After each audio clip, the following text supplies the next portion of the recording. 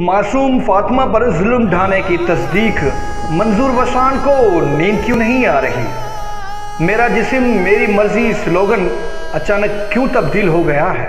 अस्सलाम वालेकुम, C3 studio में मैं हूँ सद्दाम कुलाची। पीर असद शाह की हवेली में मासूम फातिमा पर जो कुछ हुआ वो अब मेडिकल रिपोर्ट में वाज़े हो गया है। हम तो पहले दिन से ही कह रहे थे कि बच्ची को जुल्म का निशाना बनाया गया है, वो तड़प तड़प कर मर गई। अब जब DNA का फैसला हो गया है तो गुनहगार भी सामने आ जाएंगे। कल तक जो हवेली थी आज वो पुलिस पिकेट में तब्दील हो गई है। कल तक जो मुकद्दस थे आज वो सोशल मीडिया पर ख्वार हो रहे हैं। जब से फातिमा का वाक़या हुआ है तब से मेरा जिस्म मेरी मर्जी स्लोगन वालों को ढूंढ रहा था, लेकिन वो तो कहीं नज़र ही नहीं आए। फिर ख्याल आया कि फरियाल तालपुर साहिबा, शेला रज़ा, नफीसा शाह और दीगर ख़वातीन जो कि ख़वातीन के हुकूक़ के नाम पर सियासत करती हैं वो तड़प उठी होंगी, लेकिन शिद्दत गम से निढाल फातिमा की माँ के पास अभी तक कोई नहीं पहुँचा। ये कैसा मुआशरा है?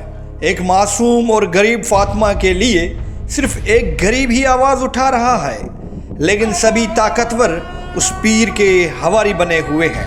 ख्वाबों के बेताज बादशाह मंजूर वसान फातिमा के मामले पर कई दिनों से सोए नहीं हैं, तभी तो उनको कोई ख्वाब ही नहीं आया है।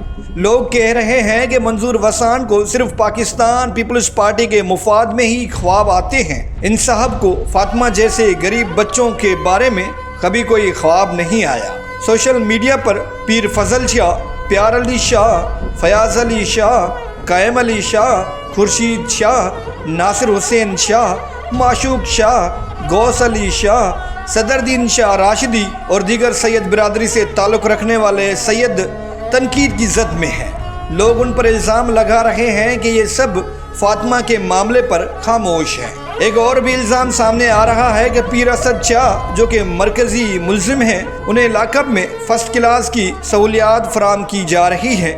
अगर वाकई ऐसा है तो SSP खैरपुर और DIG सक्खर को नोटिस लेना पड़ेगा। खुदा से दुआ है कि फातिमा की माँ को इंसाफ मिले, जो कि अदालती निज़ाम देखकर नामुमकिन सा लग रहा है। फिर भी खुदा पर पूरा भरोसा है।